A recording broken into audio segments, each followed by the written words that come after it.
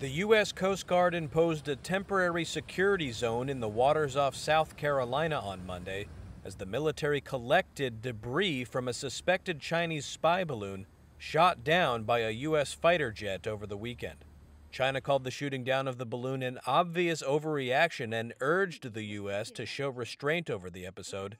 Outside the White House, President Joe Biden insisted that the incident had not weakened U.S.-China relations. No.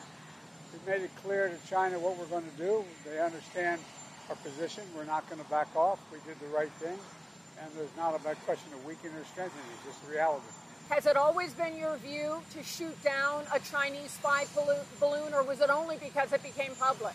No, it was always my position. Once it came over to into the United States from Canada, I told the Defense Department I wanted to shoot it down as soon as it was appropriate. They concluded we should not shoot it down over land. It was not a serious threat, and we should wait till it got across the water. The balloon led U.S. Secretary of State Antony Blinken to postpone a planned visit to China, but as of Monday, there was no update on when it might be rescheduled.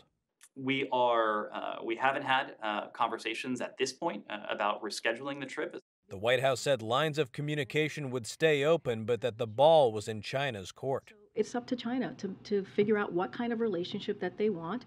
Meanwhile, Air Force General Glenn Van Herk, who was responsible for bringing down the balloon, said previous spy balloons had flown undetected by the U.S. military in what he called a, quote, awareness gap. The Pentagon said over the weekend that Chinese spy balloons had briefly flown over the United States at least 3 times during President Donald Trump's administration and 1 time previously under President Joe Biden. Van Herk said the balloon shot down on Saturday was 200 feet tall with a payload underneath that weighed a couple thousand pounds. Van Herk did not rule out that there could have been explosives on the balloon, but said he did not have any evidence of it either.